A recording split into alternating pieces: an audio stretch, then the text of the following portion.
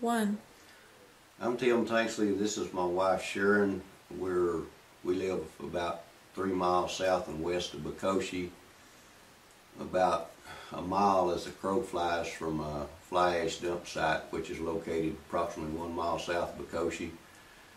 And we just have concerns that it's affecting Our neighbors. us to a certain extent. The house we're in right now is a house that my mom and dad built in '69. It's presently owned by my wife's mother.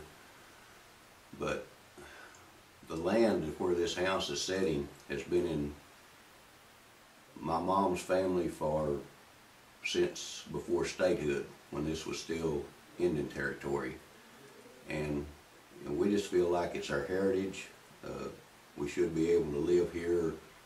Hopefully maybe our grandchildren, their children, if they want to live in this area, could live here without fear of harmful effects of what this fly ash dump might be doing to our land, our water, our environment. Like I say, what we feel like is valid concerns with the fly ash dumping.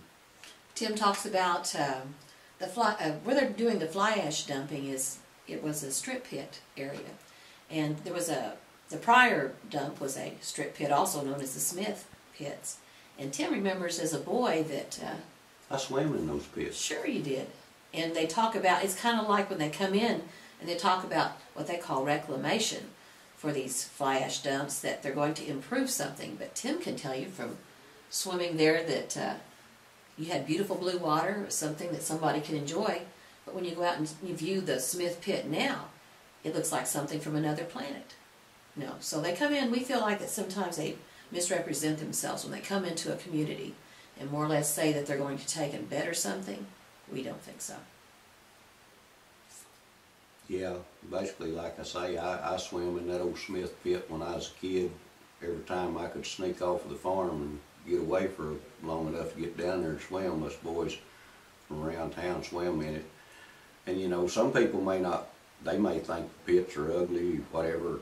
I would like to have one on my property. I mean, I've always thought I'd like to have a strip pit, almost an endless source of good, clean, clear water for your livestock, for irrigation purposes if you want to use it that way. But I just totally disagree that you know, they're doing anything to help as far as reclaiming when they fill those pits up with fly ash. I can't buy into that. I was speaking with a girl the other day. This area where they got this fly ash dump, Thumbs Up, it was owned by Colorado Fuel and Iron before.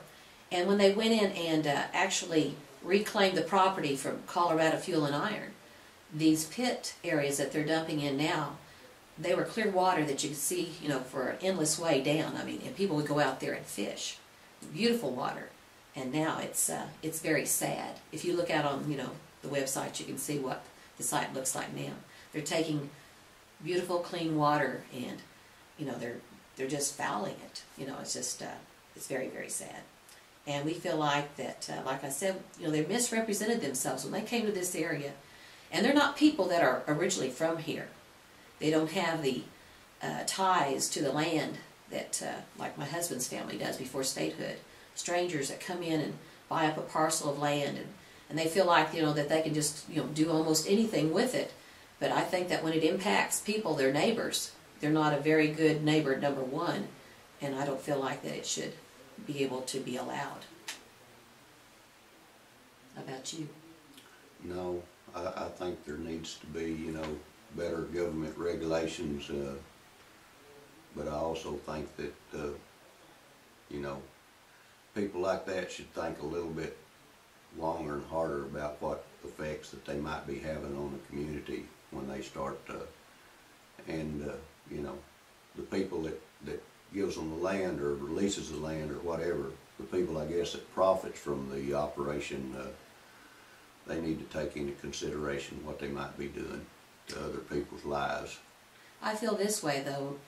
Anybody that watches this, and if you feel like that you're facing any type of similar battle, just, you know, it's amazing though. We never thought we would be activists at our age. We're looking at retirement, you know. We were looking at, you know, kind of slowing down. But here at this point in our life, we have found something that we feel like is worth fighting for. And when you can find a group of people that have a reason to do something, and you've got all these different people that have different talents and strengths that pull together, it's amazing what you can do. And this is worthwhile.